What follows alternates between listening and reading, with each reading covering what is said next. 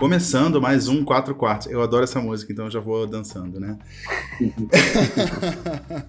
Começando mais um 4 quartos, somos 4 quartos, cada um no seu quarto. Diogo, oi sumido, tudo bem? Tudo bom? Eu tô super curioso para saber o que que tem ali do lado do Fred, mas eu vou esperar chegar a vez dele para falar, para perguntar isso aí. Tudo Não, ótimo. não, deixa eu ver aqui. Vamos encher a tela, já que você falou. O que será que é? O que é O isso? que que é isso, Fred? Ah, é uma coisa meio Será que é o meu psicodélica. objeto? Pode ser o Será? objeto dele, esperemos. Ansiedade mandou lembrança, hein, Diogo? Diogo, você sabe que é aquele que Uhum. Nossa. arrebata os corações até dos héteros mais convictos, né? A gente tá sabendo disso. Porque o Diogo é Hiperconvicto. desses. E nesse programa ele vai dar umas dicas de sedução pra gente. Vai que, né? Vai que. Mas vamos começar pelo Fred. Fred, a sua pauta é sob encomenda, né? É eu que pedi pra você falar dessa coisa de currículo, né? Porque você é professor universitário e entende da gravidade de dar aquela turbinada no currículo. E parece que tá na moda, né? Hoje eu vou falar sobre aquela aumentadinha no currículo que todo menino, quer dizer, todo mundo já deu alguma vez na vida. Fale por você, fale por você. Mariana Quintanilha, direto de Los Angeles. Rihanna, a mais nova, cancelada. Ah, babado, gente. Já que a gente tem falado de tanta coisa séria, essa vez eu quis fazer um babado. Rihanna cancelada pela comunidade muçulmana. Vou explicar tudo aí quando for minha vez de falar.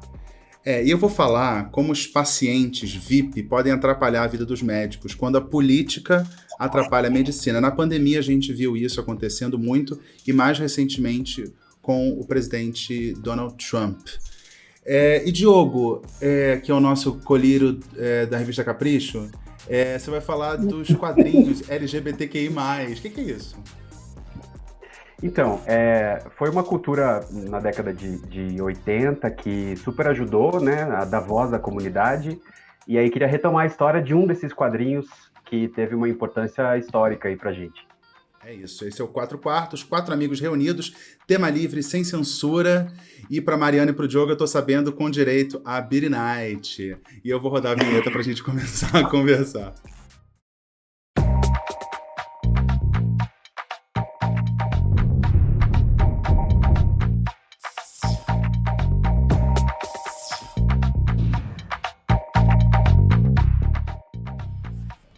É isso, estamos de volta aqui depois da vinheta sempre personalizada. Vamos começar com a pauta do Fred, que eu acho que parece que está na moda, né? Mentir no currículo foi destaque por conta daquele ex-quase ministro da Educação, o Carlos Decotelli, e agora o indicado do presidente Bolsonaro para o Supremo Tribunal Federal parece que deu uma inflada.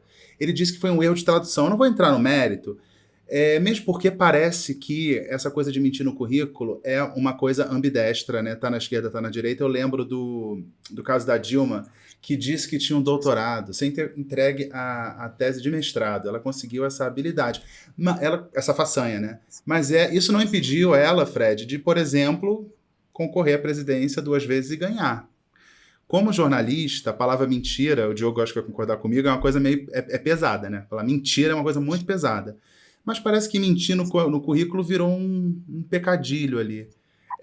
Você que é do meio acadêmico, como é que você vê essa história toda de dar aquela turbinada, inflada, ou uma verdade alternativa no currículo? Não sei como é que chama.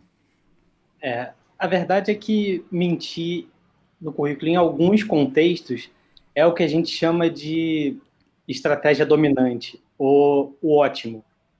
Isso acontece basicamente por conta da dificuldade de verificar algumas informações e da importância que se dá a essas informações.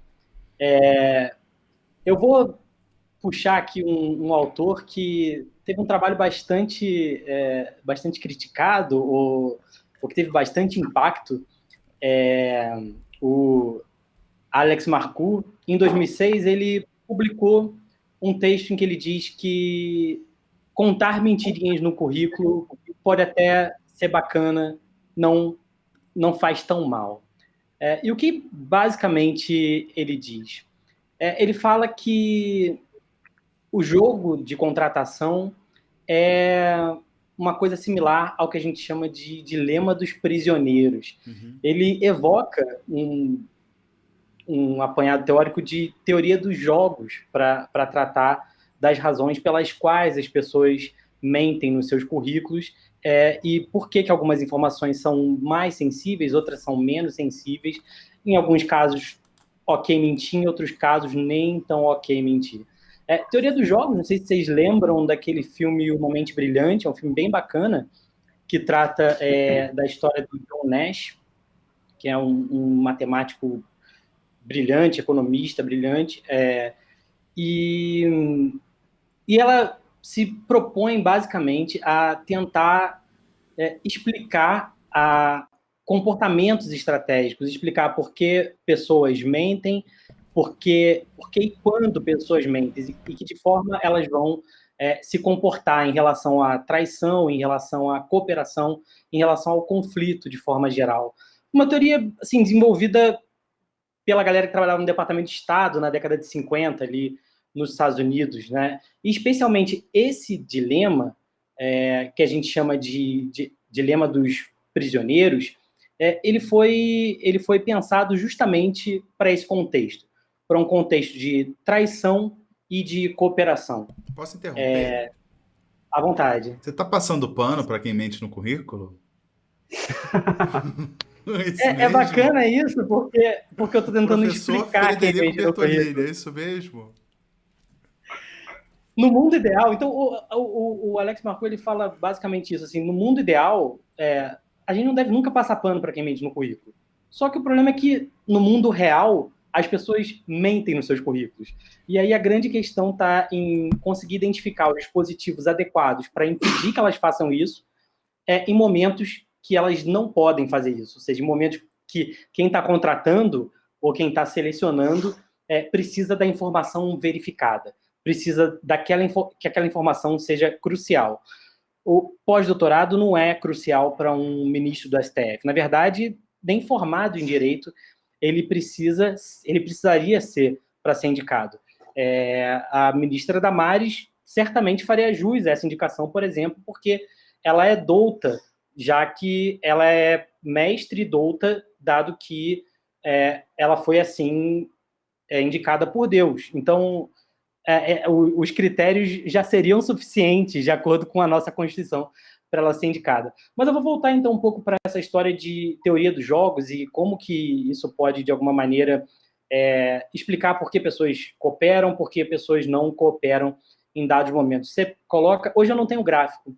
Quer dizer, isso é um gráfico? Não. Mas hoje eu tenho uma arte.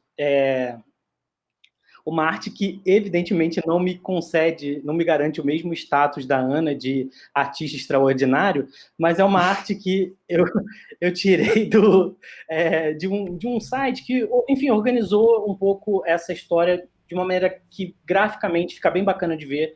E aí o Nelson pode mostrar para a gente o gráfico de teoria dos jogos e do dilema dos prisioneiros. Com um detalhe importante, que a gente está dando o devido crédito de onde a gente tirou, tá? Não é plágio. Tá lá. Não, mas, enfim, o próprio site, ele provavelmente se baseou na Wikipédia, porque os payoffs são similares. Então, o que é esse dilema? Ele tenta estruturar uma relação em que você tem dois prisioneiros, né? E um prisioneiro, ele tem a opção de confessar ou de não confessar o crime, ou seja, de cooperar com a polícia ou de não cooperar com a polícia. E a ideia é que existem combinações para essas duas opções em relação aos prisioneiros. Se os dois prisioneiros confessarem, os dois pegam uma pena de 5 anos. Se os dois não confessarem, os dois pegam uma pena de 5 meses. Olhando de início, a gente podia pensar, lógico que eles não vão confessar, já que eles pegam uma pena de 6 meses. Porém, existem outras combinações que incorporam um confessando e outro não, tanto para o prisioneiro vermelho, quanto para o prisioneiro azul. E nessas opções, aquele que confessa enquanto o outro não confessa é solto. Ao passo que você cria uma certa assimetria nessas decisões. E aí o bacana desse jogo, o bacana desse formato, é que ele tem que ser jogado, ele tem que ser pensado passo a passo. Então, vamos colocar no lugar do prisioneiro vermelho, por exemplo. O que o prisioneiro faria se... O que o prisioneiro vermelho faria se o prisioneiro azul confessasse? Ele tem duas opções. Ele pode confessar também e pegar uma pena de 5 anos, ou não confessar e pegar uma pena de 10 anos. Qual que é a melhor opção para ele? Nesse caso, a melhor opção para ele é confessar. E se o prisioneiro azul não confessar? Se o prisioneiro vermelho confessa, ele é solto. Que maravilha. Se o prisioneiro vermelho não confessa, ele pega uma pena de 6 meses. Não é tanto, mas é pior do que ser solto. Então, nas duas opções, a melhor estratégia para o prisioneiro vermelho é confessar. Ou seja, é colaborar com a polícia. Da mesma forma, se desenrola para o prisioneiro azul. E o fato é que, nesse ambiente de profunda incerteza, em que eles não têm como conversar, eles não têm como decidir, e eles podem, inclusive, estar competindo por uma vaga de emprego, acaba que a estratégia que a gente chama dominante é a estratégia que produz um não ótimo. Ela produz os dois presos por 5 anos. E o que o Alex fala no texto dele é que, basicamente, a luta por um emprego com envio de currículos, ela se desenvolve nesse formato. E as pessoas vão mentir à medida que elas tiverem poucos custos associados a essa mentira e um baixo risco de serem pegas. Então, o que elas fazem, via de regra, é mentir em informações não verificáveis, informações que a empresa não vai correr atrás. Ao mesmo tempo, a empresa tenderia a colocar como critérios de seleção critérios que são verificáveis, porque são os critérios que ela vai querer controlar. Inclusive, tem um experimento que a Christine Kuhn faz em 2013, e que ele mostra, inclusive, que selecionadores são muito lenientes com pequenas mudanças, pequenas alterações de currículo de candidatos que eles previamente avaliaram bem. Ou seja, aquela mentirinha de quem a gente gosta, a gente releva. Isso talvez possa valer também para os ministros do STF, também para diferentes orientações ideológicas em relação aos políticos que mentem. Sei lá, não entregar um doutorado? Ah, que isso, ela é uma pessoa bacana. Eu concordo ideologicamente com ela ou com ele. Ah, gente, uma pós, o que se situa ali numa pós, num pós-doutorado? Como é que essas coisas são definidas? Se eu concordar com aquele indicado, especialmente nos critérios que são importantes. E aí entra essa distinção que a gente faz da academia, porque, embora esses personagens políticos, esses ministros, tentem trazer para o currículo dele informações acadêmicas que eles consideram relevante, no fim eles estão trazendo informações que, para a academia, de fato, são completamente irrelevantes. Embora alguns ministros eles têm, de fato, uma carreira acadêmica bacana, assim, relevante, ministros que eu digo do STF, e também ministros da educação tiveram carreiras acadêmicas relevantes, mas o fato é que o que vale ali para o cargo que eles ocupam é essencialmente a indicação política. O que eles tentam fazer o tempo todo é inflar o currículo com produções acadêmicas que, para a academia em si, são completamente irrelevantes. No caso dos pós-doutorados, até dependendo do mercado que você tiver, um pós-doutorado não é exatamente bem visto. Por exemplo, no mercado acadêmico americano, pensando assim, se você tentar uma posição de professor nos Estados Unidos, pessoas que fizeram pós-doutorado elas são vistas, em boa parte das vezes, como pessoas que não conseguiram uma posição logo depois de terminarem um doutorado. Ou seja, um pós-doutorado seria de alguma forma, um certo demérito para alguns nichos da academia americana. Para eles, o que importa é publicação, ou seja, importa o que é verificável. E o que não é não verificável é absolutamente irrelevante. Pós-doutorado, que inclusive, é importante lembrar e salientar, não é um título. O pós-doutorado não é um título. Eu não me formo pós-doutor. Um pós-doutorado é uma pesquisa que você, como foi o caso lá da do último grande escândalo acadêmico, poderia ter sido feito, talvez, apesar de não fazer muito sentido, poderia ter sido feito antes de terminar o doutorado, não sei, porque é uma pesquisa, não é um título. E o que pega mesmo para a academia, e o que é sério, é quando você usa informações falsas para inflar produtos verificáveis do seu currículo. Ou seja, quando você fabrica dado, e aí tem uma série de escândalos envolvendo fabricação de dados na academia, e isso sim é uma coisa muito séria para os acadêmicos.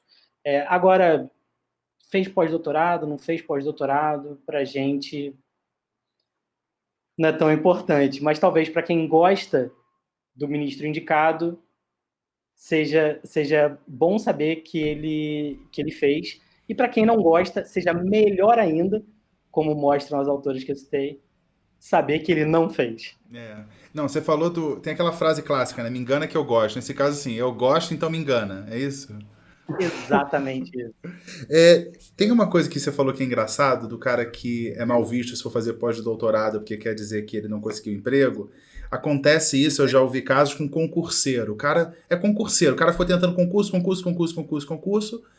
não conseguiu e vai para o mercado de trabalho. E a pessoa pergunta, onde você estava? Ah, fazendo concurso. Ou seja, você não quer estar aqui. Você não quer estar na iniciativa privada, você não conseguiu êxito lá no concurso público e está aqui na iniciativa privada. Eu vi uma similaridade aí. Mariana, você já esteve na posição de contratadora. Você já pegou alguma mentira? Tô pensando. Acho que não, ou pelo menos nenhuma mentira. Cara, eu já devo ter pego, mas eu não me lembro, assim. É que eu Você trabalhava no gostava do Brasil. candidato, é isso? Não. Porque assim, eu vou explicar o contexto. Quando eu trabalhava em São Paulo, em agência de publicidade, é um mercado muito pequeno. Então, o que você faz quando você está contratando alguém? Você passa a mão no telefone e liga para o ex-chefe da pessoa. É tão simples quanto isso. Então, em geral, e aí você fala assim, quem nunca mentiu? Eu nunca menti, porque você pega na mentira sim se eu mentisse, entendeu? Ah, menti que atendi um cliente, ou menti que eu tinha um cargo maior, etc. O que você pode fazer, às vezes, é dar turbinada na negociação. Você coloca seu montante por ano, você coloca bônus, aí, às vezes, o bônus estava atrelado a resultado, mas você coloca o valor Contabilidade cheio. criativa, para dar uma pedalada. Não, contabilidade... Não, é assim, tipo, ó, esse aqui tem anos que você pode não ganhar todo aquele bônus ali, mas você fala que aqui, assim, ó, você vai dar seu número máximo, óbvio. Então, assim, para mim, naquele mercado que eu trabalhava, era muito simples verificar as informações. E como no mercado publicitário, a formação acadêmica, né? Todo mundo ali tem faculdade, aliás, tem gente que nem tem, mas se a pessoa é muito boa, no fim das contas, meio que não importa, assim. É um pouco esquisito, é um pouco fora do padrão de muitos mercados, entendeu? Então, é mais por aí. O mercado de publicidade é muito parecido com o de jornalismo e de moda, né? Que são muito fechados e funciona muito indicação também. A coisa do currículo é muito indicação. Diogo, você é jornalista e está também navegando pelo meio acadêmico. Você é mestrando. Quais são seus cuidados aí no seu currículo? Ou você não tem cuidado? Confesse. Pior que eu tenho, porque para preencher, no meio acadêmico a gente tem o currículo Lattes, né, que o Fred deve conhecer muito bem, que a gente tem que preencher todos os cursos que você faz, todas as atividades que você realiza, e é um currículo muito chato para preencher, então é melhor você ter bastante cuidado, até porque é crime, né, de acordo com o Código Penal brasileiro, falsificação de documento particular e falsidade ideológica é crime com pena de até 5 anos de prisão. Agora, eu estava lendo que uma consultoria detectou que 75% dos brasileiros escrevem informações falsas ou distorcidas no currículo. é um dado bem, bem considerável. E quantos desses se declaram cidadão de bem? Essa informação eu ainda não cheguei até lá. Você sabe que eu não tenho currículo. Eu não tenho currículo porque eu nunca procurei emprego, assim, né? As coisas foram acontecendo. E se precisasse, eu estava ferrado, porque não tem como comprovar. Porque eu fiz 2 faculdades. Uma, eu jamais peguei o diploma. Eu peguei a carta, assim, que foi a faculdade que eu fiz com o Fred, de RI. Tava lá, você se formou, tem um negócio lá assinado dizendo que eu me formei. Eu me formei. Eu apresentei a dissertação não, a monografia e tal, tudo certo. Mas nunca peguei o diploma, porque era caro. Eu falei, vou pegar esse negócio, custava R$200 na época. Na minha época, R$200 era um carro popular. E na faculdade de jornalismo, eu perdi o diploma. Num casamento desse, uma separação, não tem diploma. Mas para jornalismo não precisa, qualquer pessoa é jornalista, decisão do STF, é só se autodeclarar jornalista. Então eu não tenho nem como falsificar currículo, porque o meu currículo é tipo isso aqui, ó. Eu ponho no link, esse é o meu trabalho, e no meio profissional funciona assim, não precisa ter uma coisa tão formalizada, né? Pelo menos no jornalismo. E mestre é quem ensina nas escrituras, né? Como diz a doutora Damares. É isso. Agora, é engraçado que esse comportamento eu reproduzi até muito pouco tempo, assim, de não ter as informações verificadas, e foi um corte drástico quando eu passei no concurso. Porque aí eu não tinha um diploma. Eu, na verdade, não tinha nenhum diploma. Porque eu não tinha o diploma do doutorado, porque eu não tinha o diploma do mestrado, porque eu nunca tinha pego o diploma da graduação. Ou mentira, eu tinha da graduação porque eu tive que entrar no mestrado com o diploma da graduação. Mas, enfim, era encascado o negócio. Assim. É tipo quando você vai tirar passaporte, cadê o certificado de reservista? Puta que pariu, certificado de reservista que não serve pra nada, pra mim só serviu pra tirar passaporte, né? Como também Mas olha, pra mim já pediram, viu? Vários empregadores já pediram diploma, assim. E aí eu não sei se é porque estava no meu currículo de que eu era formada ou se era alguma exigência para vaga. Mas eu já tive que ir lá pegar aquele nosso lindo diploma de papel moeda da FRJ, é uma coisa maravilhosa, gente, papel moeda, chiquérrimo, devia moldurar aquilo. Mas, enfim, aliás, pode ser um objeto, podia ter sido meu objeto do dia de hoje. Eu tenho um diploma físico. Jura? Que vintage! E aí já pediram, né? E eu ouvi dizer que eles pedem também. E eu tô ferrado. Eu tô ferrado, as pessoas têm que acreditar. Mas enfim, é meu trabalho. Ô Fred, você falou a questão de é mais importante ter artigos publicados do que às vezes um pós-doutorado, mas dentro desses artigos publicados, a revista também é analisada, né? Ou não? Sim, lógico, porque o quanto mais ela for citada, quanto maior for o fator de impacto dela, maior a propensão de você conseguir uma boa posição por conta daquela publicação. Mas todas essas informações são verificáveis e são públicas, né? Que é um critério básico da ciência. São critérios de publicidade. Inclusive, os seus dados, eles em revistas muito boas, eles são abertos e verificáveis. A sua análise é verificável. Então, tudo é completamente aberto. Você não consegue mentir esse tipo de coisa, entendeu? Você não consegue mentir que publicou na revista tal, sem efetivamente ter publicado. O problema, a gravidade, é quando as pessoas começam a fabricar dados, e está cada vez mais competitivo publicar nessas revistas, cada vez mais difícil, né? Então as pessoas começam a fabricar dados para tentar entrar nessas revistas. Aí isso é uma fraude muito, não só mal vista, porque toda fraude, obviamente, é mal vista, mas essa é uma fraude que tem consequências gravíssimas para quem faz, né? Assim, não só o custo reputacional, a humilhação pública, mas também a carreira das pessoas vai por água abaixo. Assim. Eu lembrei de um caso de uma amiga minha que está fazendo mestrado em ciência da religião, e ela contou o caso de um professor que era tido como referência, era uma universidade do Nordeste, não vou dizer o nome porque eu acho que eu posso tentar errar o nome do estado, então é uma universidade do Nordeste, e ele era tido como referência, ele tinha feito a pós-graduação dele na universidade na Finlândia. Aí depois descobriram que o cara foi tirar o primeiro passaporte depois de ter feito a pós-graduação dele na Finlândia. Então aquela pós-graduação na Finlândia era uma fraude. Eita. E o cara era respeitado. Então ele era um impostor assim, ó, né? De qualidade. Posso seguir com a minha pauta?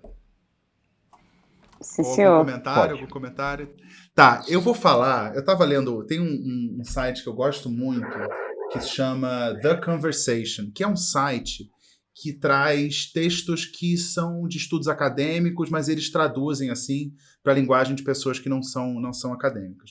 E aí eu estava lendo um texto de uma intensivista que trabalha em hospital e ela apresentou algo que para ela já é comum, mas que para mim é novidade, que é a síndrome do VIP nos hospitais, que acontece quando os médicos estão tratando pessoas influentes e famosas e eles se sentem de alguma forma pressionados a atender à vontade daquele paciente, que a gente sabe, pessoa poderosa, celebridade, tem lá os seus caprichos. E a presença daquela pessoa ali acaba atraindo a imprensa, né, não tem jeito, e os profissionais acabam perdendo a objetividade. E tem uma coisa que eu achei engraçada, que os poderosos, lá com todo o seu narcisismo, de certa forma transferem isso para a equipe e acaba rolando uma disputa de poder ali nos bastidores, e ela relata que é muito, muito comum. Outra coisa que é muito comum é os médicos, com certo receio, já que o cara é importante ou a mulher é importante, eles vão pedindo exames demais para não deixar passar algo em branco. Ou, pelo contrário, pedem exames de menos ou pedem informação de menos para não constranger o paciente. Por exemplo, você vai ter uma pessoa lá conhecida, famosa, uma celebridade, você vai perguntar sobre o histórico de uso de drogas dela, ou então sobre atividade sexual, pode ser uma coisa constrangedora. Outro problema que os VIPs causam no hospital é monopolizar a atenção dos médicos. Porque tem um VIP aqui e tem um Zé Ninguém ali, vai todo mundo quer tratar do VIP porque quer ter uma assinatura naquela cura. E teve uma pesquisa feita nos Estados Unidos, a maioria dos médicos que lidam com os famosos se sentiram pressionados a realizar um procedimento que eles julgavam desnecessário. A maioria, olha que loucura. E aí, trazendo para a nossa pauta da semana, que é o caso do Trump, eu não sei se vocês viram, eu tô com a janela aberta aqui, tá com o carro passando, eu não sei se tá com barulho, tá tudo bem? Não, tá ok. Ok, é porque tá muito calor aqui. Aí eu abri a janela e não tem ar-condicionado.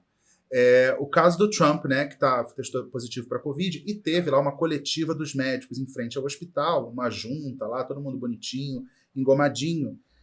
Só que é uma posição delicada. Uma pergunta óbvia, enquanto você está falando do Trump e Covid, o presidente usou a hidroxicloroquina? Pergunta básica, porque ele era um defensor, dizia que usava como forma de profilaxia, e aí o médico fala, não vamos entrar em detalhe, porque assim, olha a posição do médico. Assim, é óbvio que ele não usou, porque se tivesse usado ele falava sim. Mas é óbvio que ele vai falar, porque ele vai comprar um problema com o cara mais poderoso do mundo. Pô, imagina a pressão. O cara não consegue. E o Trump parece uma pessoa vingativa. O cara não vai conseguir emprego nunca mais se ele desmentir o presidente da República. Os médicos também não conseguiram controlar o Trump, que foi dar uma voltinha ali. Ele entrou no carro, foi dar uma voltinha para acenar, sendo que o protocolo para quem está positivo para Covid é o isolamento. Os médicos, obviamente, não conseguem controlar essas pessoas famosas. Para fechar, eu acho que tem que trazer um pouco para o Brasil que essa questão a Covid politizou a nossa medicina também. A gente tem um garoto propaganda da cloroquina como salvação para a Covid, e o Conselho Federal de Medicina, por exemplo, o cara está divulgando lá cloroquina para salvar as pessoas da Covid. Não tem comprovação médica e os médicos estão em silêncio. Pelo menos as instituições, as entidades médicas representativas estão em silêncio, ignorando ali aquela que não deixa de ser uma imprudência, se não, no mínimo, algo antiético, para não dizer uma contravenção, que é um crime você indicar um medicamento que não tem eficácia e pode até prejudicar o estado de saúde do paciente. Agora, Fred, você que estuda política, a sua matéria-prima, a sua vida, seu eu, você já pensou em falar de política dentro do hospital? Cara, minha vida são as mandalas. Ai, você meu tá me Deus. confundindo. Que é isso? Não, o você vai tempo explicar todo. o que é isso. Mas é política dentro do hospital. Você já tinha pensado nisso? Lógico, é micropolítica. Em qualquer lugar que haja espaço para conflito e alguma relação de poder, tem política. Mas um aspecto interessante que eu acho que na Covid ficou mais evidenciado é que em outros lugares em outros países, não o Brasil, o sistema privado ele foi muito demandado pelo sistema público. E isso meio que deu uma igualada na mortalidade por renda. Óbvio que nunca vai ser igual, mas essas coisas se aproximam um pouco mais.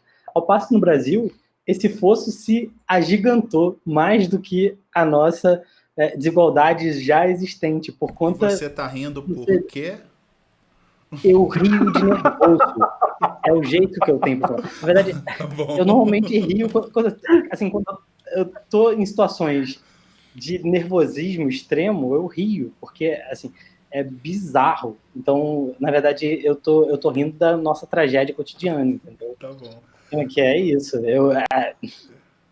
É assim que eu falo. Mas é que tem uma coisa nesse caso especificamente do Trump, que é assim, existe aqui nos Estados Unidos uma tradição de quando os presidentes ficam doentes, se dá muito detalhe sobre a saúde desse presidente. Então, quando lá atrás o Bush caiu de bicicleta, falaram, ele ralou o cotovelo direito, machucou o nariz, então é muito detalhado. Então, o que não se sabe é se esse cara foi pressionado, né, ele recebeu um brief concreto, não fale sobre isso, ou se ele já sabendo que o presidente não ia querer que se falasse, ele já ficou... E foi muito esquisito, porque ele perguntava assim, o presidente tomou oxigênio? Ele falava, não, essa manhã, hoje o presidente não tomou oxigênio, certo, é isso. Aí o jornalista perguntava de novo, mas ele tomou oxigênio em algum momento? Não, essa manhã ele não tomou. Parecia um respondente de... Sabe, cara, quando é de telemarketing, que você faz a pergunta, ele não sabe responder, ele responde qualquer pergunta com a mesma resposta. Parecia isso, então foi muito constrangedor. Assistir aquilo foi constrangedor. Sabe, vergonha alheia? Então, eu fiquei solidário, porque é a pressão do mundo nos ombros dessa equipe. Eu fico solidário. Agora, Mariana, você está em Los Angeles, eu fico imaginando o que os médicos não passam também com celebridade. Eu me lembro, por exemplo, no caso do Michael Jackson, por exemplo, eu participei da cobertura quando o Michael Jackson morreu, e a primeira notícia que saiu, porque as pessoas acho que não sabem como é que funciona assim, o dia a dia do jornalismo, não chega, você tá assim na redação e chega uma iluminação do céu e fala assim, Michael Jackson morreu. Isso não acontece. Fala assim, gente, parece que o Michael Jackson foi hospitalizado. Não se parece. Disseram, é boato, vamos confirmar e tal. E as primeiras informações eram de que ele tinha tido uma parada cardíaca e tinha sido encaminhado para o hospital. Em se tratando de Los Angeles, você contou até 10, já tinha um helicóptero sobrevoando o hospital e rodando aquele hospital. Não tinha informação nenhuma. Era assim, tem o Michael Jackson lá dentro e parada cardíaca. E aí fica a cobertura. Então, eu fico imaginando a cobertura de celebridade aí. Tem o TMZ, por exemplo, que dá sempre na frente a morte das celebridades. Deu na frente a morte do Kobe Bryant, até da Amy e também da Whitney Houston. Então, celebridade e medicina ficam andando lado a lado aí em Los Angeles, né, Mari? Não sei como é que é, porque eu cheguei há pouco tempo, mas enquanto você falava, eu fiquei imaginando como deve ser o inferno ser médico desses hospitais bacanas aqui de Los Angeles, porque deve ser, toda semana deve ter um, né? Porque eles droga, também, sexo, gente. Eu ia falar, os caras se metem em cada enroscada. Assim. Ou metem na enroscada dele, a gente não sabe, né? Whatever. Vamos lá. Diogo, sua opinião sobre esse debate muito rico e importante. Agora, antes da opinião do Diogo, calma aí. Eu achei a cobertura do TMZ da coisa do Kobe Bryant bem respeitosa, o que não é comum. Então, assim, eu acho que talvez dê um pouco a dimensão do que é o Kobe Bryant, né? Mas eu achei super respeitosa a cobertura do TMZ, assim. Eles se portaram como um veículo jornalístico mesmo. O TMZ foi apresentado ao mundo, pelo menos ao Brasil, na época do Michael Jackson, e Michael Jackson não tratava com respeito, porque ele, digamos, ele se dava ao desfrute, né? Porque o Michael Jackson era aquela coisa bizarra, então todo mundo se achava na liberdade de investigar a vida dele, os detalhes, as entrevistas com perguntas, aquelas coisas horrorosas que a gente sabe do Michael Jackson, algumas nunca confirmadas, mas não precisa confirmar para ter especulação, a indústria de fofoca vive disso. Se tudo fosse confirmado, não era indústria de fofoca. Diogo. Você falou dos pacientes VIPs, né, que valem mais, digamos assim. Bom, eu não sei como é que é nos outros países, mas aqui na Colômbia não existe SUS, não existe sistema, né, público de saúde gratuito. Então, é obrigatório que toda a população tenha uma EPS, que eles chamam, que seria um plano de saúde. Então, é obrigatório, todo cidadão precisa ter, e aí aqueles que não têm condições, existe um subsídio do governo. Mas, de regra geral, todo mundo precisa pagar a sua própria saúde. E aí os planos de saúde criaram um serviço plus, ou seja, se você pagar mais ou menos o dobro do que você paga mensalmente, você tem direito a um acesso mais rápido do que as outras pessoas que pagam apenas metade do que elas pagam. Então, aqui o VIP funciona um pouquinho diferente. Eu tive a Mas sorte. VIP no Brasil, Nelson, você que também mora em São Paulo, e cara, o que são os hospitais Eu ia falar e isso. laboratórios de Eu São ia Paulo? falar isso. Você me sentia no hotel quando precisava ir assistir. Eu fiz a cirurgia da clavícula aqui, tenho a minha cicatriz, quando eu quebrei a clavícula, e eu, por sorte, o plano da TV cobria, eu tava na TV ainda, foi logo depois eu pedi demissão, mas eu tava na TV ainda, cobria o Sírio-Libanês. O Sírio-Libanês tem carrocinha, assim, vendendo quitutes, macarrão, sabe? Macarrão? Você tá num hospital, vende macarrão. Que é isso? Esse é o Sírio-Libanês. Exato, E é você um chega, hotel. tem pantufinhas, tem todo um kitzinho, E escova o de kitzinho de dente. higiene, gente, coisas da natura, assim, um mimo. Um Opa, mimo. public post. Natura quiser patrocinar, a gente está aqui. Ai, ai. Alguém quer arrematar ou a gente segue? Por mim é isso, já falei eu queria muito falar da experiência hotel de São Paulo, nos hospitais e laboratórios, é uma coisa. Não, você vai no Sírio, para você começar a ser atendido, você passa por 35 pessoas. Né? É o Fordismo ali, com Fordismo VIP do atendimento médico. Também não estou fazendo propaganda do Sírio. Mesmo porque não adianta, né? Tem que ter dinheiro. Não adianta você dizer que o Sírio é bom ou tem que ter um bom plano que eu tinha na época. Vamos para os objetos, que é o nosso objeto uma história, que a nossa Ana Parisi rebatizou de... Como é que é? Como é que é mesmo? Era... Ai, Topoanálise, gente, era topoanálise. Topoanálise, eu tô com uma topografia. Quem vai de topoanálise? Eu posso de topoanálise. Pode ser eu. Mari, manda bala. Vamos nós dois, então. Eu vou com o gato da jogada, gente. Então, hoje eu tô... Semana passada eu tava bebendo vinhozinho, achei que ficou esquisito. Então, hoje eu tô com a minha caneca misteriosa. A gente não sabe se aqui tem chá de jasmim, se tem água com gás ou vinho branco. E essa caneca aqui tem uma história bacana, porque assim que eu mudei para Los Angeles, uma amiga minha chamada Dani Ripper, beijo Dani, ela falou assim, tem muito tempo que eu não te dou um presente. Aí ela me deu um voucher dessa loja que eu adoro, chama Anthropology. Aí ela me mandou o voucher, eu comprei esse mimo, que é essa caneca linda, que eu amo, e esse porta-incenso. Vira pra gente. Assim, a mão de Deus. Você põe o incenso aqui na mãozinha. Mas tem uma coisa que a gente tem que explicar. Gente. Eu não sei se a Mariana é pequena ou a caneca é gigante. Tenta dar a dimensão dessa caneca. Não, ela é bem grande. Eu sou pequena, gente. Uma jarra. É do tamanho da cabeça. É tipo assim, a Mariana e sua caneca. É isso aqui. Estou com a minha caneca. Quer ver, ó, eu vou pegar, eu tenho a lata que eu estou bebendo, eu vou revelar o que eu estou bebendo hoje, é água com gás com limão. Mas olha só, o tamanho da lata e o tamanho da caneca, ela é realmente grande. Então, a Mariana é pequena, mas não é tão pequena assim. Não, gente. Dúvida. Minha caneca misteriosa é uma cerveja inteira. Diogo, topoanálise. Gente, meu objeto é essa pedra aqui, porque os meus objetos estão acabando no meu apartamento, gente. Então, eu peguei essa pedra, que ela estava dentro do meu aquário. E aí o meu peixe ficou doente e eu tive que botar medicamento na água, e o medicamento era azul. E aí ele cada vez mais doente, e o médico, o veterinário falou para mim assim, vamos fazer mais uma sessão de medicamento, mais azul, e aí não deu. Aí eu liguei pro médico, ele falou assim, chegou no estágio que não tem o que fazer, e é eutanásia, porque senão ele vai ficar sofrendo muito. E aí eu sou super a favor da eutanásia. Quando o médico falou sofrimento, eu já queria matar o peixe na hora. Aí eu falei assim, quais são as chances, como que é a morte do peixe? Como é que eu tenho que matar o peixe para ele não sentir dor? Aí tinha duas opções. O seu nível de empatia é uma coisa... Que claro. É isso? E aí assim... Você come sushi? Você come sushi? Tá. Depende de como o Aqui peixe não. morreu. Então, aí. Não, ele ficou vivo. Aí as duas opções de morte era decapitação ou congelamento. Aí eu falei assim, não, decapitação eu não tenho essa força ainda da natureza, eu ainda não sou tão Bolsonaro para fazer uma decapitação do meu peixe. Aí eu falei, vamos fazer congelamento. Aí eu botei ele no freezer, aí ele morreu realmente, né? Aí eu tive que enterrar ele. E aí quando eu fui fazer a limpeza do aquário, a pedra ficou azul, ó, por causa do medicamento.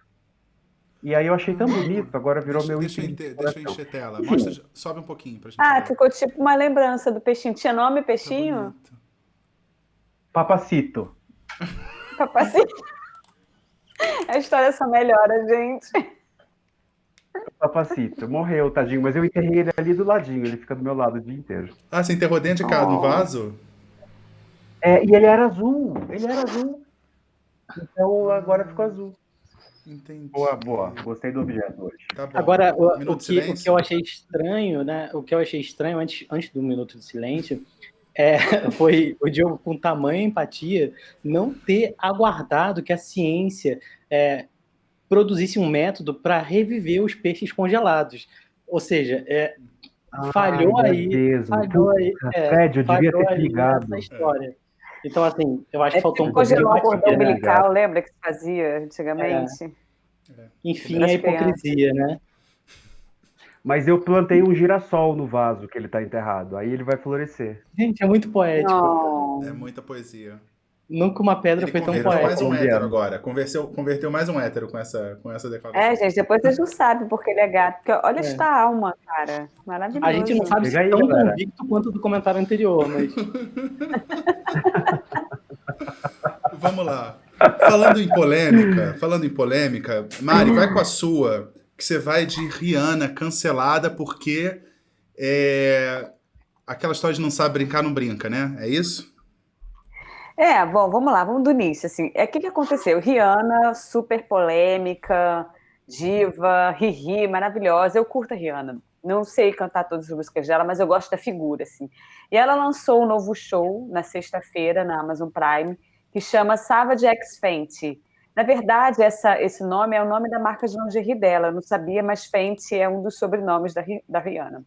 Então, na verdade, o que é esse show?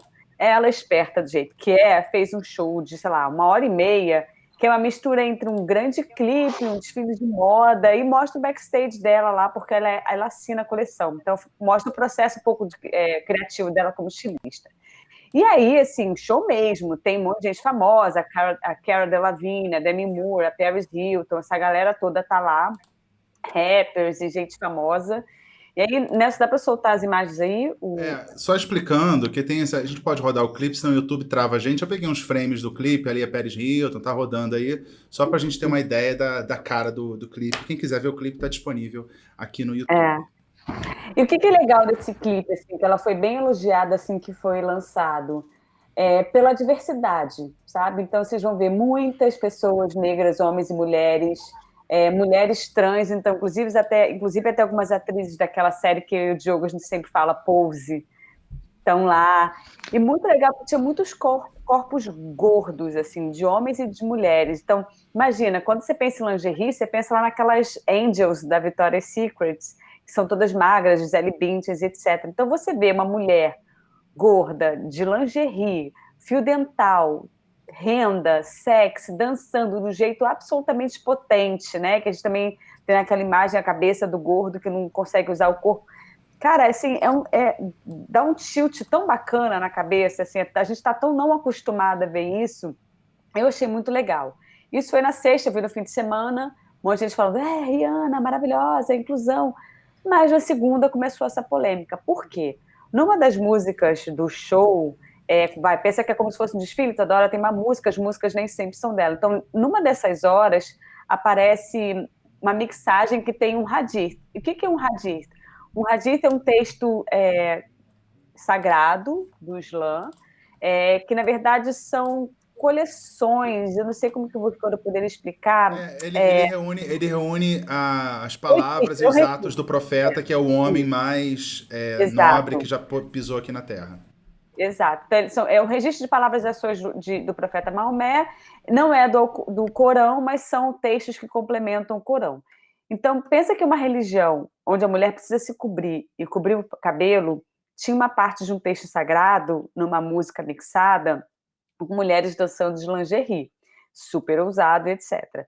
Então, os muçulmanos ficaram super ofendidos, se sentindo desrespeitados, e a comunidade foi para o Twitter e para as redes sociais reclamar, falou, você está falando de diversidade, mas a diversidade não inclui respeitar aos muçulmanos, então ela foi acusada de apropriação cultural, e muita gente falando a minha religião não é uma estética, e ela foi acusada de islamofobia, por não ter tido esse cuidado.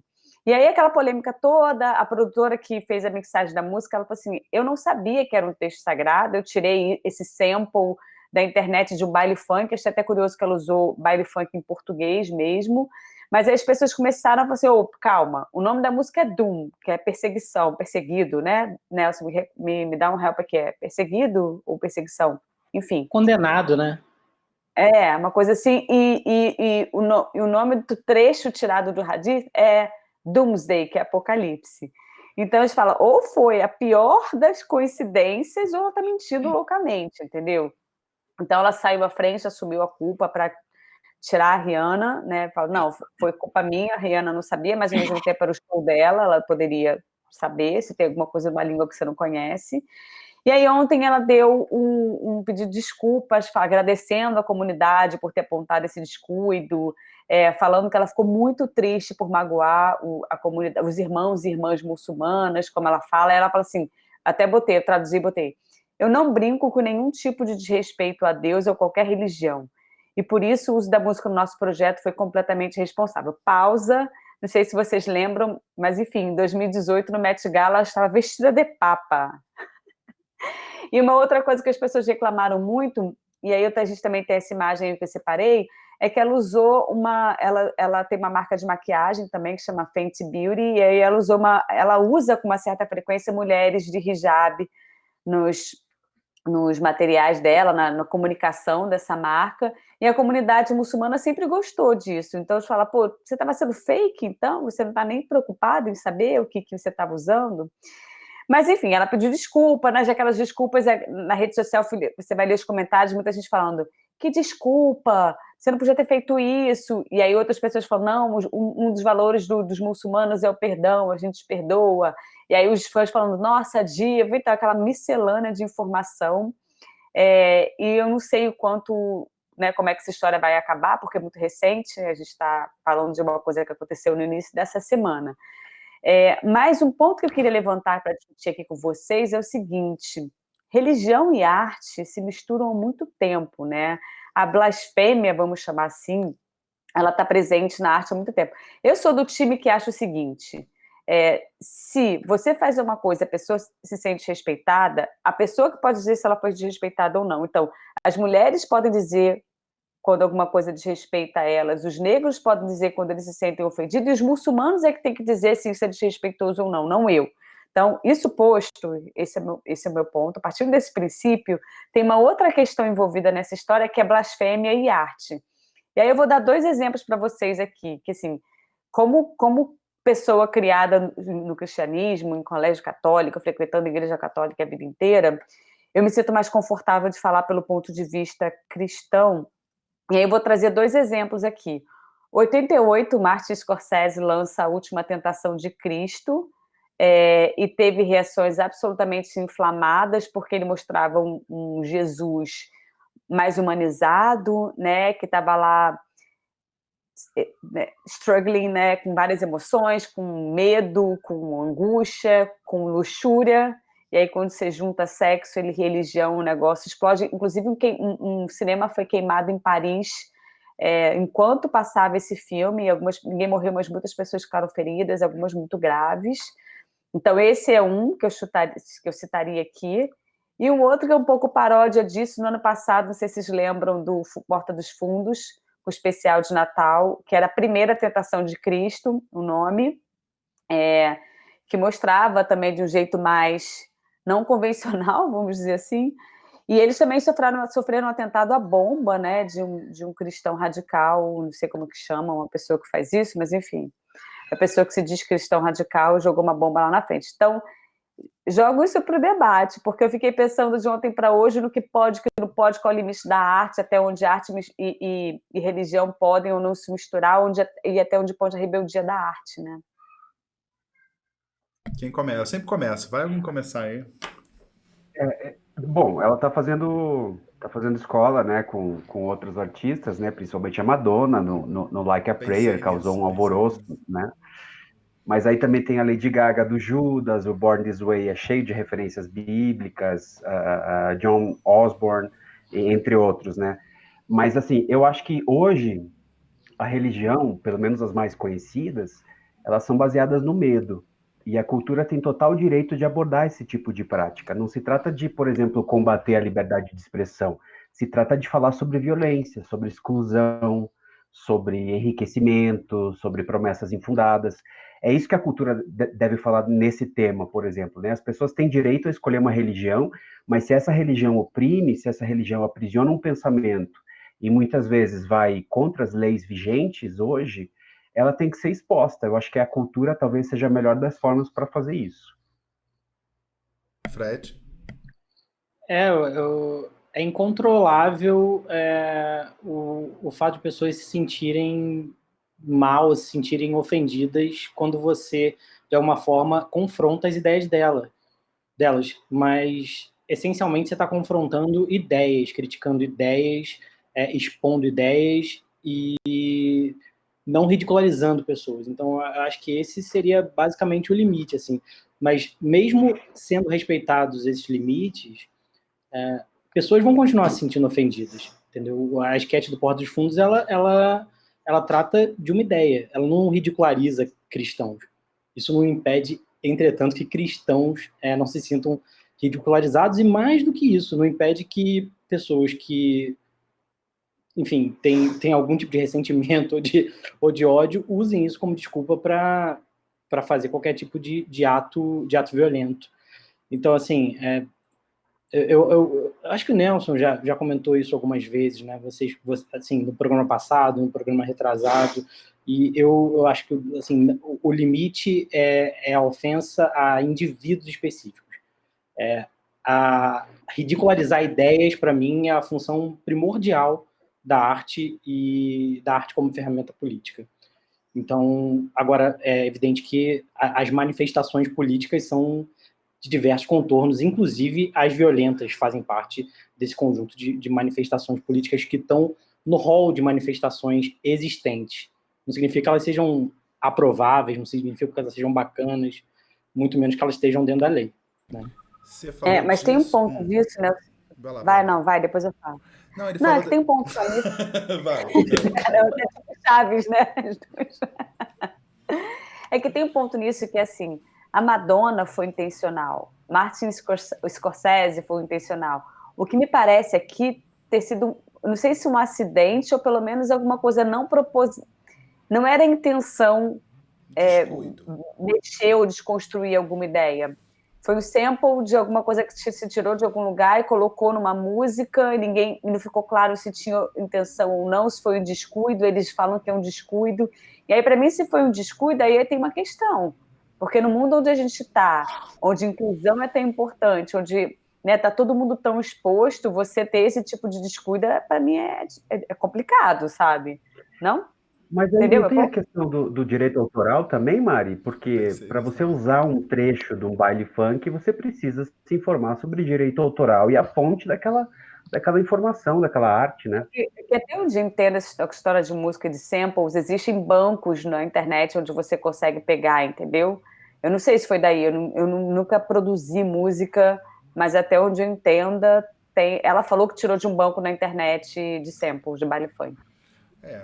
Não dá para ser a fonte. Porque, por exemplo, com a minha experiência, quando eu trabalhava em TV, e agora mesmo, a gente não rodou o clipe da Rihanna porque tem direito autoral, né? Não vou rodar o clipe da Rihanna. Quando a gente trabalhava em TV, qualquer imagem que você ponha no ar dá trabalho, às vezes é um saco. Você tá com a imagem aqui para botar no ar, mas não põe porque você não sabe se você tem o direito sobre aquilo. Isso é uma coisa que E aí não tem juízo de valor, é uma coisa de certo e errado mesmo. Já em relação à crítica à religião, eu acho que você sabe mais ou menos a minha opinião sobre religião, mas eu queria lembrar 2 episódios que foram de críticas ao profeta Maomé. Aí não é criticar os muçulmanos, é criticar o profeta Maomé, porque pela religião muçulmana você não pode retratar imagens humanas. E houve aquela caricatura do profeta Maomé por um site, uma revista dinamarquesa, que eles usavam a imagem do profeta, a suposta imagem do profeta Maomé, porque não existe essa imagem, eles inventaram a imagem do profeta Maomé e no turbante se confundia com uma bomba. Aí foi um escândalo, protestos pela Europa, alguns outros jornais reproduziram e houve protestos também, e isso culminou naquele atentado àquela revista francesa Charlie Hebdo, que os caras entraram lá armados e saíram metralhando. Eu concordo com o Fred, que é ridicularizar ideias. Você tem o direito de se sentir ofendido, mas aí não tem crime. Não tem crime, como você fala, como a gente tem, por exemplo, os comunistas são ridicularizados. Você é um Aí a pessoa vai... Não tem crime você ofender o comunismo. O comunismo não tem... Se você se sente ofendido por ser comunista, é outra coisa. Mas não é crime. Mas tem uma coisa que me incomoda muito em religião, que parece, e na maioria das vezes, ela professa ter o monopólio da retidão, da verdade e do lado bom da coisa. Aí eu vou contar uma passagem que aconteceu comigo essa semana. Eu fico trabalhando na cama e estava vendo, assim, ouvindo de rabo de olho, o Masterchef da Record, que não é Masterchef, mas tem um outro nome lá. Masterchef da Record. É programa de culinária, todo mundo adora programa de culinária, né? Aí eu tava lá, eu tava editando e tal, e acabou. E aí emendou naquele Fala Que Eu Te Escuto, ou sei lá o nome daquilo. Só que não era o Fala Que Eu Te Escuto genérico, era o Fala Que Eu Te Escuto para casais, em que você tem a filha do Edir Macedo e o genro do Edir Macedo, que fazem ali uma dupla em que eles dizem basicamente como ser feliz no casamento, segundo a Bíblia. E tem a receita da felicidade no casamento. E aí você tinha... A conversa era a seguinte, vou tentar reproduzir, não vou lembrar ipsis literis, mas era lá o genro do Edir Macedo, também pastor, ou bispo, sei lá, acho que ele é bispo, né? É mais em cima na hierarquia, falando que ele se achava muito. Ele tinha muita opinião, até que ele conheceu a palavra e baixou a bola. E a filha do Edir Macedo vinha com um discurso, mas aí era uma coisa mais grave, porque ela achava que ela podia manifestar a opinião dela para o homem. Aí ela foi ler na palavra que não. Ela tem que ser submissa ao marido.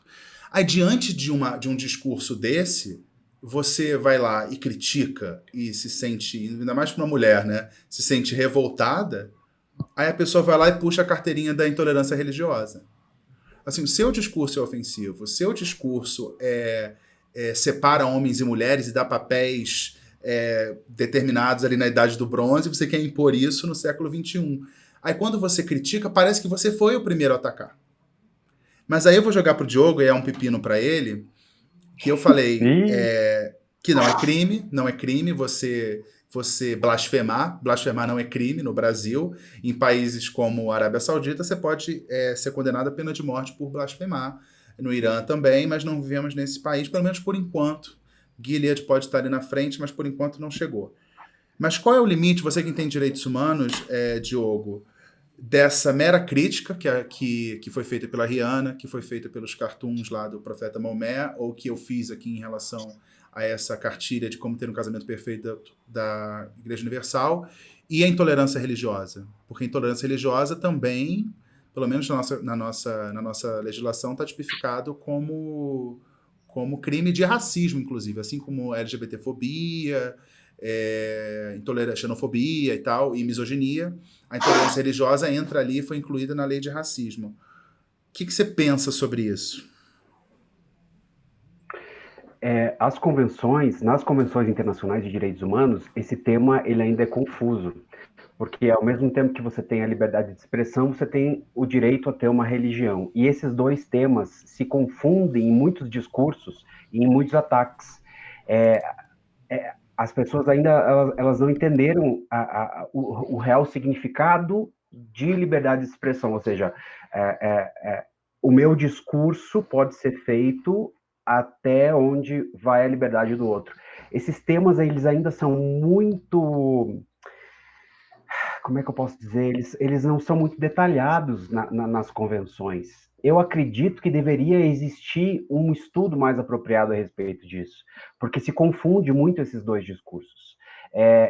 A área que eu estudo hoje, que é a educação sexual, esse tema ele é contemplado em vários estágios de uma tentativa de impor uma educação sexual a nível nacional. Na educação, o discurso religioso está muito presente.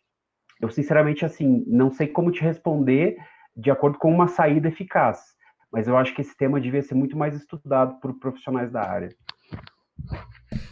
E a gente, o tema da intolerância religiosa é a carta que é puxada nesse momento que a gente vive no Brasil, toda vez que você apresenta uma crítica, uma sátira. A Mariana lembrou ali da Rihanna vestida de Papa, e o Papa tá super acostumado a ser ridicularizado, super Até tranquilo. pop, né? Não, isso desde João Paulo II, que era um reaça, a gente sabe, né? É um reaça, o João Paulo II ia perder tempo dele. Só que o lance do islamismo é que não tem uma centralidade de poder. Então tem muitas pessoas que falam pelo Islã, né? Então não tem essa centralidade. Quando tem um mosquito aqui.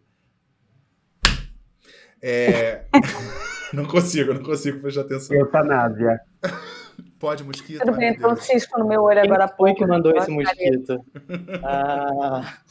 Enfim, eu já me perdi, mas eu sei que a gente falou que a Rihanna foi cancelada. Quem seria com certeza cancelado em países como eu citei, Arábia Saudita e Irã, seria o Diogo com essa pauta dele. Ia ser cancelado na hora. Cancelado, na verdade, é... Cancelado, assim, cancelado bem literalmente, né? No caso. Ele é cancelado não desse seria plano nem inteiro. Congelado, seria... O pessoal lá não congela, não, tá, Diogo? O pessoal lá não congela, não. Tem essa de congelar, não. Então, eu resolvi falar sobre cultura gay, na realidade, né? Eu já conhecia esse quadrinho, vou pedir até pro Garrone botar aí as imagens, e essa semana eu vi uma postagem do e-transfer sobre esse quadrinho, e aí eu resolvi pegar esse gancho. Bom, na história, principalmente nos anos 70 e 80, a gente tem várias iniciativas ao redor do mundo de trazer a cultura gay mais perto das pessoas, e também para reunir esse público. Na época, ainda a sigla LGBTQI+, era simbolizada simplesmente pela palavra gay. Aí a gente tem mais exemplos de resistência em várias partes do mundo, como uma livraria, aí na tua cidade, Mari, uma livraria chamada... Era uma livraria e uma locadora, chamada Circus of Books, que foi super transgressora nesses anos. Inclusive tem um documentário bem honesto assim na Netflix sobre esse espaço, que também se chama Circus of Books. No Brasil a gente tem o icônico jornal Lampião. Conta a história que é muito boa. Conta a história do documentário. Eu não vou contar muito, mas assim, é um casal hétero que resolve ter uma livraria, uma locadora na Califórnia. E aí nesse documentário, eles entrevistam pessoas assim que falam que, por conta daquele acesso que eles tiveram, a vida deles mudou completamente. É uma pena que, há um tempo atrás, aí a livraria fechou, se não me engano. Mas esse documentário vale muito a pena. Circus of Books. Porque não tinha lugar para encontrar, né? Não tinha lugar para encontrar, o lugar que eles achavam para encontrar era nessa livraria. É claro que tem uma construção aí de pós-verdade, porque naquele momento era uma coisa de submundo. Aí agora, não sei quantos anos depois, vira uma coisa meio cult, mas como você falou, muitas pessoas agradecidas à livraria por ela existir, porque era um lugar de putaria sim, mas era um lugar onde você encontrava semelhantes, né? E você agregava conteúdo para um momento que você não encontrava esse tipo de conteúdo em lugar nenhum, né? Sem internet, televisão não falava disso quase nunca. Aí a gente tem no Brasil também o Lampião da Esquina, que é um jornal super transgressor, que iniciou no final dos anos 70. Se vocês botarem aí na internet Lampião da Esquina, tem vários estudos sobre esse jornal, falava sobre temas como violência, antes desse tema cair em domínio público, né, violência dos gays. E aí, um pouco depois do Lampião acabar, entra esse quadrinho que vocês viram aí, que é o Gay Comics, que era escrito só por gays e lésbicas, e abordava a comunidade em histórias de temas que até então não eram debatidos. antecipou debate sobre o HIV, sobre os direitos da comunidade LGBTQI+, sobre agressões contra os gays. O slogan da revista era ótimo, era assim, lésbicas e gays colocam no papel. Quase todo mundo que trabalhava lá nessa revista era gay ou lésbica. E aí eles usavam do humor para falar de coisa séria. Só que não tinha muita cartunista gay assumido naquela época. Então, como era uma proposta deles trabalhar com cartunistas gays e lésbicas, eles mandaram um comunicado para todos os cartunistas que eles conheciam da região, dizendo que, se você for gay ou se você for lésbica, venha fazer parte do nosso grupo. Tem uma galera que ficou braba por conta disso, mas eles podia conseguiram mentir reunir no uma currículo ou galera. eles conferiam? Eu não sei. Bom, se a revista fosse minha, eu ia querer conferir. Mas eles, eu não sei como é que Um teste do funcionava sofá, o naturalmente. negócio. Teste do cartunista. E aí foi uma trajetória super difícil. Ele precisava ser enviado separado para as pessoas, porque não podia enviar junto com outras revistas tradicionais. Então eram remessas separadas. Uma vez, quando eles foram imprimir a revista num novo lugar, eles perceberam, depois que a revista já tinha sido impressa, eles perceberam que tinha dizeres bíblicos na revista, ou seja, a pessoa que trabalhava na impressão colocou, sem eles autorizarem, dizeres bíblicos para que essa mensagem possivelmente chegasse aos leitores, né?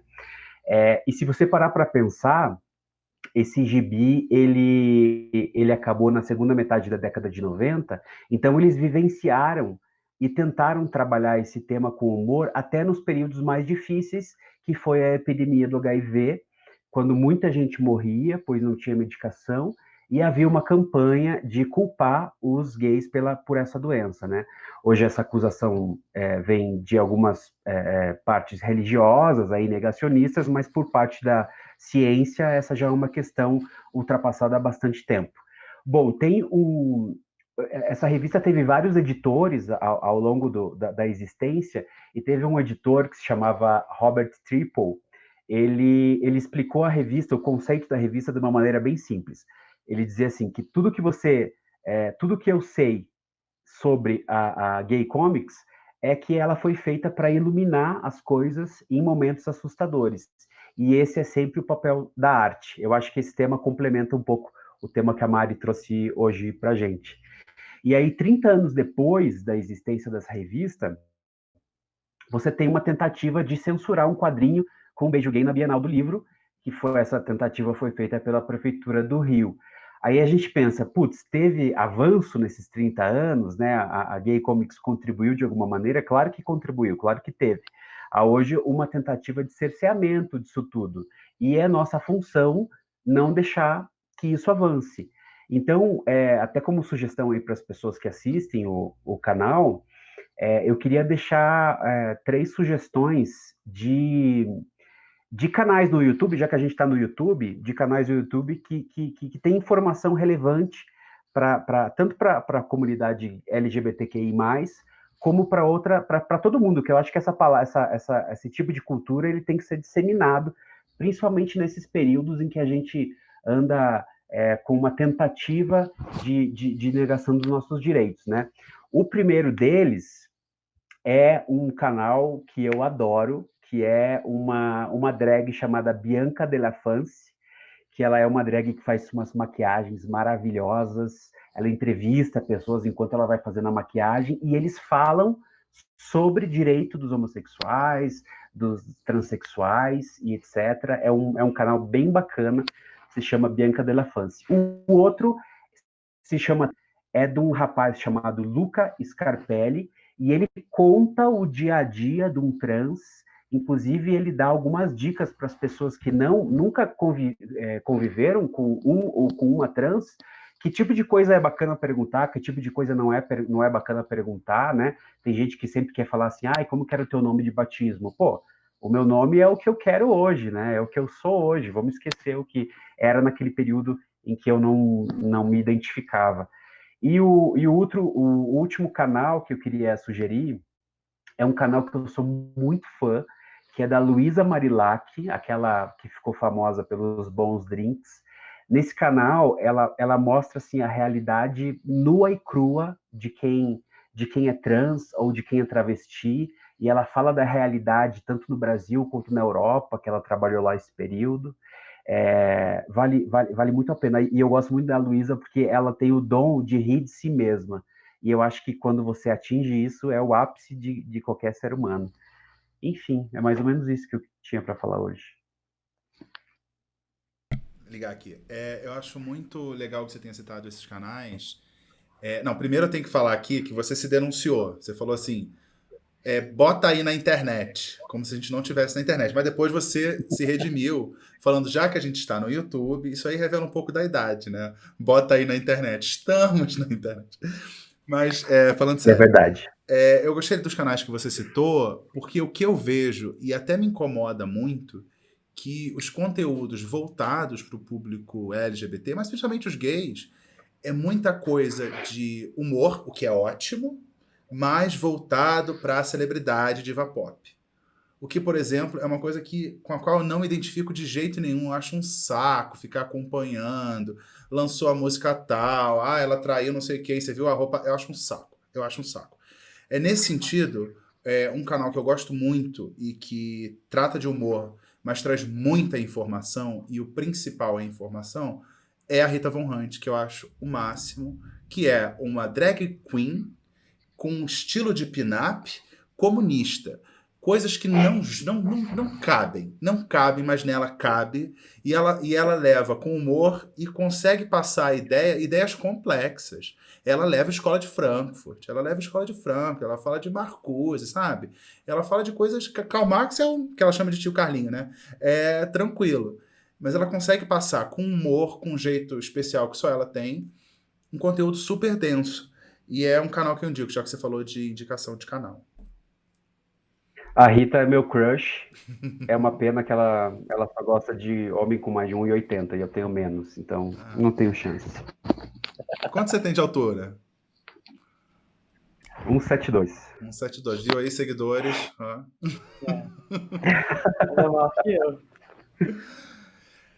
Vamos lá. O que vocês acharam dessa ideia de... A ideia de cultura gay te incomoda, Mariana? Cultura gay. Então, eu escrevi um livro, né? Na verdade, eu peguei vários contos e juntei e imprimi, enfim. E aí agora eu estou pensando o que eu faço com isso, se eu mando para alguma editora, e eu fiquei me perguntando, será que para mim ia ser legal? Eu já me fiz essa pergunta, tá lá como fala, na categoria livros LGBTQ, será que isso é bom ou ruim? E aí eu não sei, eu acho que sim, acho que eu estaria, acho que ia ser legal, assim, tem contos de relacionamentos das mulheres, tem coisas, enfim, nada a ver com o mundo LGBTQ, mas eu sou, né, membro da comunidade. E a gente também saber que você está lendo autores que são ou gays ou lésbicas ou bissexual também pode ser interessante. Então, eu não sei, eu acho que de algum jeito tem que ter tem que dar visibilidade, assim, sabe? Desculpa, eu não discordo. É porque eu tô tirando o áudio, que o microfone é muito sensível, tem a rua aqui, eu vou desligando o microfone toda hora. Eu não discordo. Mas, primeiro, quando fala LGBTQI+, aparenta uma união. Parece que é todo mundo dançando em ciranda, felizes. Não é assim. Não é assim, porque gay tem preconceito com o próprio gay, tem preconceito com lésbica, trans nem se fala. Se for queer, ai, que cara estranho, ou que pessoa estranha. Então não tem essa unidade. Por isso, essa ideia de cultura gay, eu não consigo entender como uma coisa única. Por isso que me incomoda, porque não existe. Porque eu, por exemplo, não me identifico com isso. Eu sou muito mais ligado a assuntos internacionais do jornalismo, que é a área que eu gosto de ler, estudar e tal, do que qualquer coisa de diva pop. Entendeu? O meu consumo de cultura não vai por esse viés de identidade, por exemplo. Eu não consumo isso, e esse rótulo me incomoda. Mas, pelo que o Diogo falou, descrevendo a revista e lembrando o caso da locadora de Los Angeles, é fundamental para dizer assim, isso existe. Isso que você sente existe. Essa situação pela qual você passou, esse tesão pelo amiguinho da academia, isso existe. Isso é meio óbvio, né? Se você for nas academias hoje, o hétero é minoria. Mas naquele momento era uma coisa marginal, quando não criminalizada. Então, tem a importância.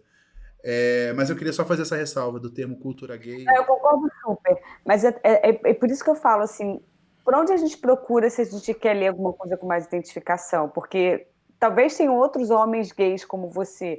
Onde eu procurei? Eu não encontrei material, eu falei da última vez, sobre maternidade lésbica da última vez. Onde estão essas coisas? Onde eu acho essa... Agora já existe, né? Onde tem essa literatura? Então, assim, para mim é menos um jeito de unificar, mas um jeito de concentrar de forma que você consiga ter acesso, entende? É que hoje com o Google você acha um monte de coisa, mas ainda assim tem coisas que não são óbvias e não são fáceis de achar. E tem outra coisa que também, antes de passar para o Fred, que o Fred sabe tudo desse assunto, é que além de estar associado a humor, tem sempre também pornografia, que é uma delícia, não tem problema nenhum com pornografia, mas tem sempre essa associação, com gay tem que ter sexo, ou tem que ser engraçado com diva pop. São esses dois campos que você pode até caricato, né? Você pode até se identificar com a pornografia, se identificar com a diva pop, mas é um pouco mais amplo que isso, não é restrito. Fred, por favor, sua contribuição para esse debate. Gente, agora eu vou explicar para vocês como é que funciona isso. Mas é o seguinte, eu acho que o bacana é quando essas produções, de alguma forma, especialmente as menos de nicho, conseguem quebrar estereótipos em vez de reproduzir estereótipos. Porque, de alguma forma, elas conseguem criar ponte, produzir empatia, fazer com que as pessoas...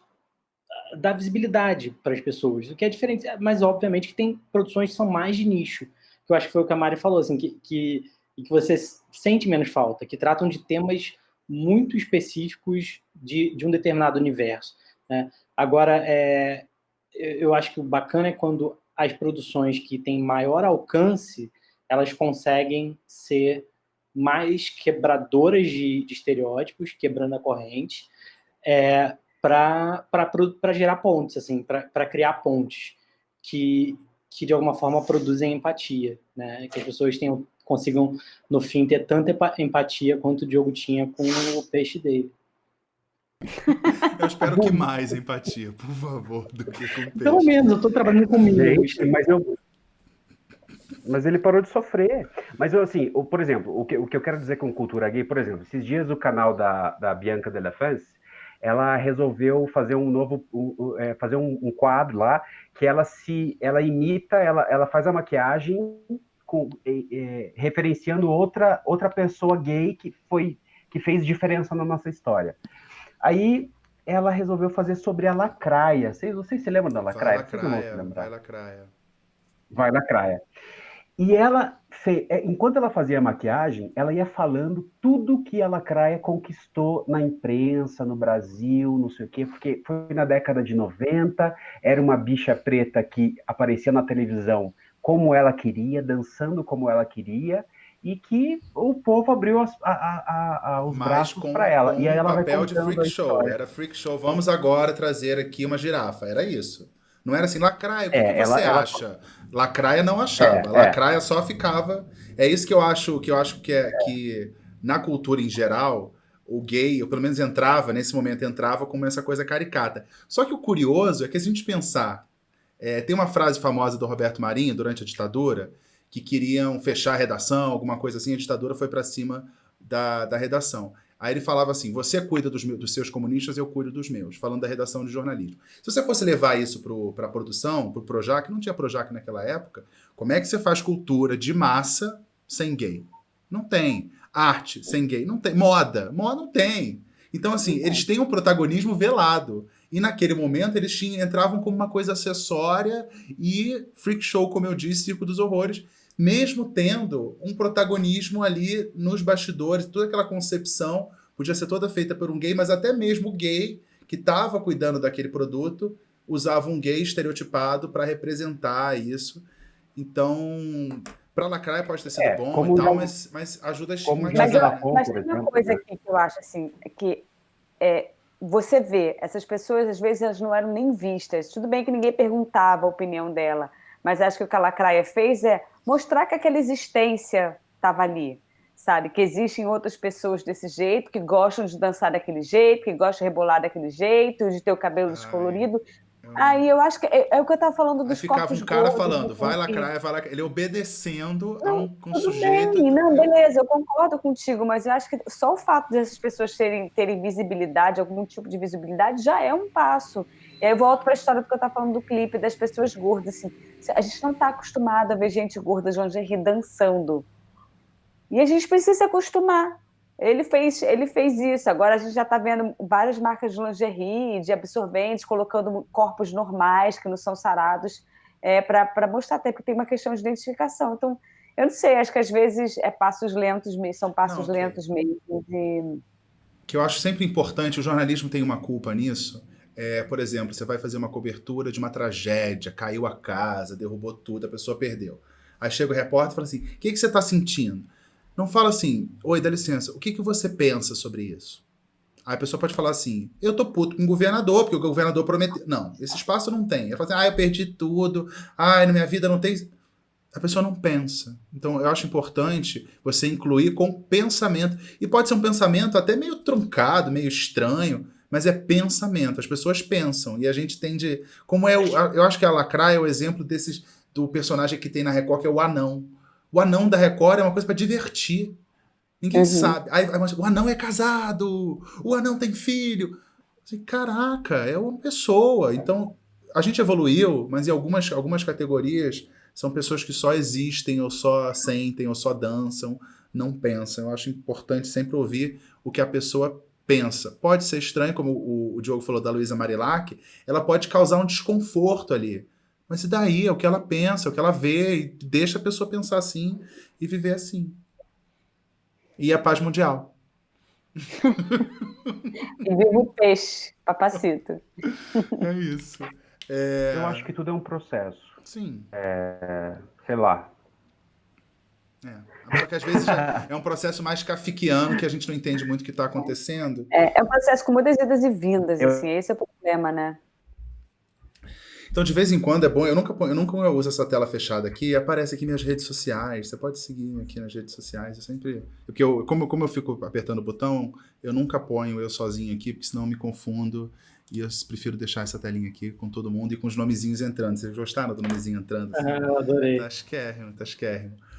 A gente está encaminhando para o fim, depois desse... A gente falou de cancelamento da Rihanna, cultura gay, os VIPs do hospital e mentira no currículo. É um cardápio bem diferente, bem diferente. Você jogou lá o desafio da gente evitar Trump e Bolsonaro e yes! E eu falei assim, mas foi só de forma ilustrativa, não foi como destaque, não. Vamos pro objeto. Censura! Não, censura é ótimo. Fred, o Chico Dudu mandou mensagem, o Chico Dudu tá vendo a gente, né? Mandou mensagem e falou assim, esse tablet do Fred tá ridículo. Por acaso, seria esse o seu objeto da noite? Não, e eu acho que ridícula é a opinião dele sobre o meu potencial objeto. Isso, na verdade, essas mandalas aqui eu coloquei só para tentar chamar a atenção para os nossos espectadores para o que eu estou falando, porque eu sabia que eu ia ficar do lado do Diogo. E como é que eu ia concorrer do ponto de vista visual com o Colírio Capricho do nosso programa? Eu não tinha como, então eu resolvi usar um iPad velho que eu tenho aqui, um iPad muito velho, ele é velho mesmo, é tipo a primeira geração do iPad mini, para rodar umas mandalas aqui e tentar atrair a atenção dos espectadores, mas esse não é o meu objeto. Então qual é o seu objeto? Meu objeto, ele é isso aqui. Calma aí, eu vou encher essa tela aqui, cadê Fred? Vamos lá. Vibrador portátil. Isso aqui é mais uma das inúmeras quinquilharias que eu resolvi que eu precisava ter para conseguir operar tanto o programa quanto as minhas aulas online. E eu comprei isso aqui no AliExpress com o objetivo de passar os slides do meu iPhone, para usar o meu iPhone como um projetor. E no fim, como boa parte das coisas que a gente compra no AliExpress, ele foi super barato, ele foi mega barato, e ele parecia que seria muito útil. O problema é que ele não funciona, como também boa parte das coisas que a gente compra no AliExpress. E eu já percebi que esse universo que eu entrei de compras do AliExpress é um universo difícil de sair, em que você se satisfaz, ou seja, existe uma potência na compra, você se satisfaz pela compra, mas o grande barato do AliExpress é as coisas chegarem, acompanhar a E trajetória das funcionarem, coisas. tem uma Não, tensão ali. funcionar é irrelevante. É tão barato que você já compra esperando que não vá funcionar. Entendi. Ele só aumenta o volume do meu iPhone, que não serve muito para passar os slides, e abaixa também. Bom. Mas, enfim, então eu trouxe um objeto que sinaliza essa angústia, essa ansiedade, esse anseio que a gente tem e que aumentou durante a quarentena, durante o isolamento, por comprar coisas online, especialmente as que não funcionam e as que demoram para chegar. Gente, eu adoro esse negócio do objeto, porque quando a gente começou, eu propus esse lance do objeto, todo mundo falou, ai, gente, não vou ter objeto. E cada objeto que entra aqui tem uma puta história por trás. Sempre tem uma puta história por trás. O Diogo, que uma dificuldade maior por Diogo, pelo que a gente vê. Eu tenho experiência no AliExpress, eu fiz 3 compras. Eram 2 cabos e um tripé. O tripé é ótimo, um cabo ótimo, que eu vou passar a usar aqui, que é um cabo para ligar a câmera aqui no computador. Então, daqui a pouco, em vez de fazer com a webcam, eu vou fazer com a câmera. E só que um que era para ligar a câmera na tomada não funcionou. Aí eu tive que comprar na Santa Efigênia aqui, que é o lugar de eletrônico em São Paulo. Então solidarizo com esses produtos que não funcionam. A minha placa de captura chegou e funciona bem. Eu podia até usar como objeto outra vez. Então, a placa de captura para fazer exatamente isso. Agora eletrônico já foi, seja mais criativo. Então, para terminar... agora já foi, agora não pode mais. Para terminar, eu vou mostrar o meu objeto, que é um sapinho de pelúcia. Olha que legal. Não é pelúcia, não. Não é pelúcia porque não tem pelo. É um sapinho de pano. Fofinho. Tal. Agora, por que eu vou trazer isso? Sempre tem uma história por trás. Isso aqui eu comprei no zoológico de Sydney, na Austrália. Porque eu sempre gosto de trazer objetos de viagem, eu já falei isso, né? Agora, foi o último zoológico que eu fui na minha vida e provavelmente vai continuar sendo. Porque hoje eu sou uma pessoa que eu sou contra zoológico. Eu acho zoológico uma coisa muito absurda. Eu entendo a ideia de santuário. Já visitei santuário de animais, que são animais que por algum motivo conseguem escapar de caçadores, são apreendidos por autoridades ambientais e tal, e vão parar em santuário. Agora, zoológico é uma coisa muito estranha e eu acho que eu acho que o futuro vai ser vegano e as pessoas que comem carne hoje vão ser muito julgadas, é o meu caso. Eu acho que no futuro também a gente vai julgar muito essa ideia de confinar e reproduzir um suposto habitat ali, que é bizarro. Você pega um urso polar, aí joga uma aguinha, ele fala, ele tá super no habitat dele, né? Não funciona assim. Então é mais uma reflexão sobre o zoológico, que eu lembro, por exemplo, no fim do século XIX e início do século XX, você tinha zoológico humano. Não sei se vocês já ouviram essas imagens, que eram, sei lá, tribos africanas que eram levadas para a Europa e ficavam lá confinadas com suas roupas típicas e as pessoas lá admirando, nossa, que exótico esse ser. Eu acho que no futuro a gente vai tratar zoológico assim. Vocês acham isso ou é uma viagem minha? Eu acho zoológico e aquário. Aquários. Mas agora, alguns zoológicos... Não nessa lógica. Desculpa. O aquário desses que são tipo zoológicos de peixe, que tem as... Tem aqueles em Dubai, que é meio Oceano Atlântico ali dentro. Mas assim, também tem que ver que alguns zoológicos já funcionam segundo essa lógica, Nelson, de santuário. Por exemplo, eu sei aqui que o zoológico de Brasília, ele trabalha com resgate de animais, assim, então tem um pouco isso também. Eu não sei se todos... Porque não funciona muito assim, porque o zoológico... Saiba antes de julgar.